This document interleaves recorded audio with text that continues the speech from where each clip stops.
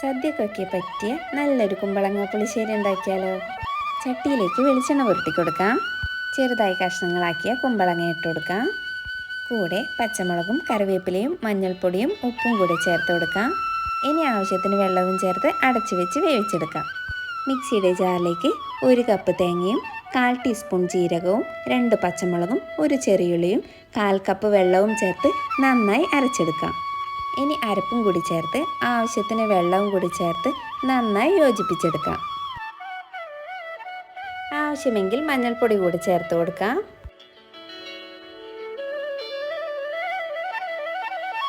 ഇനി തിളച്ച് വരുമ്പോൾ സ്റ്റവ് ഓഫ് ചെയ്ത് പുളിക്കാവശ്യമായ തൈരും കൂടി ചേർത്ത് കൈവിടാതെ ഇളക്കി യോജിപ്പിച്ചെടുക്കാം. കറിക്കാവശ്യമായ താളിപ്പ് കൂടി റെഡിയാക്കാം. വെളിച്ചെണ്ണ ചൂടായി വരുമ്പോൾ കടുക്, ഉലുവ, വറ്റൽമുളക്, കറിവേപ്പിലയും അല്പം മഞ്ഞൾപ്പൊടിയും ചേർത്ത് താളിച്ചൊഴിച്ചു കൊടുക്കാം. അപ്പോൾ നല്ല ടേസ്റ്റി ആയിട്ടുള്ള കുമ്പളങ്ങ പുളിശ്ശേരി റെഡി ആയിട്ടുണ്ടേ. ഇങ്ങനെ ട്രൈ ചെയ്ത് നോക്കാത്തവരുണ്ടെങ്കിൽ ഒന്ന് ട്രൈ ചെയ്ത് നോക്കിക്കോ. ഉറപ്പായിട്ടും നിങ്ങൾക്ക് എന്തായാലും ഇഷ്ടപ്പെടും.